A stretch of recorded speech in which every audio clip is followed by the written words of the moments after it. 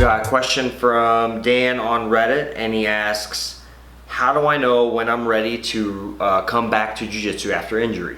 So Dan, thank you for the question, and really it's so different for everybody to know when to come back. I think there is a general process though. First of all, get the issue corrected, if it's surgically or physical therapy or whatever it is, take the time, make sure you're approved to return to activity.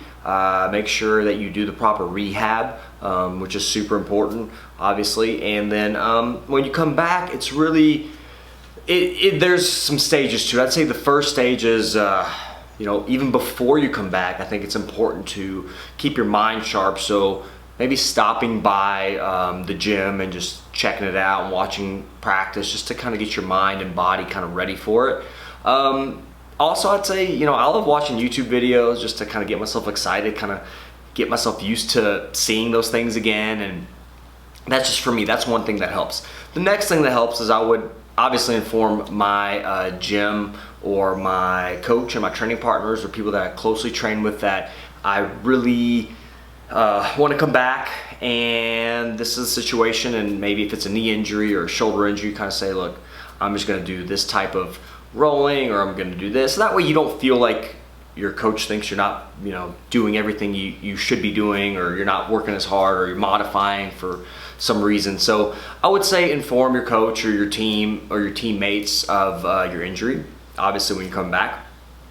Third thing is drill. Do things that are pain-free. So if you're drilling or you're doing movements and something hurts, see if you can modify. If you can't, just avoid it, or any kind of submissions or anything in general. I think that's how you're going to know what your body can take or what it can't. And also do it in a controlled environment. So do it with somebody you trust, do it with a training partner that you know well and knows of your injury, and you know how each other moves.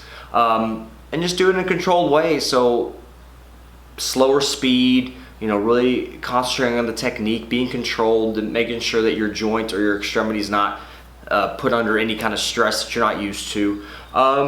I think the next thing is starting to drill with speed and consistency, and even for endurance. So once you trying to get fatigued, you're trying to really fatigue that area, or say it's your knee, and you're going to keep on training and going until that knee gets pretty tired, and that's when it gets tired is probably when it's more likely to get injured. So being controlled and making sure that your tissue knows what it should be doing under a fatigue or those type of things, that's still important. I think it's really important. The next thing I feel is important is positional rolling, or rolling in certain techniques, or rolling with certain rules. For example, pass and defend, starting in the guard, or starting in side control or top half, whatever you want to do. Make sure you start in a position that is comfortable, and you just do pass and defend where you work past that technique, or where you work past that position, and then you just restart. So that way there's not a lot of variance, not a lot of scrambles. You almost eliminate the scrambles. And then I would say starting in a position when you full roll will be better. Starting the knees is not necessarily good or bad. I think you can always get injured that way as well. I think starting in a position like a closed guard or open guard or whatever can be a great way to limit some of that risk. And then finally, I would say, go ahead and do full grappling, full rolling from standing, do tournaments, if that's what you feel comfortable doing, but as far as the time frame goes, every injury is different, and you have to look at the type of injury, the severity, if there was surgery involved, the person themselves, how old they are, if they have proper nutrition. So there's a lot of things that go into healing and how quickly and efficiently you heal, and getting enough rest and not overworking your body. So those are all things to think about. So just listen to your body is the main thing. Make sure you kind of go through those steps to get a good idea on what your body can tolerate. And then if you are uncertain, or if something hurts or you tweaked it, obviously rest and listen to your body and see the proper medical professionals.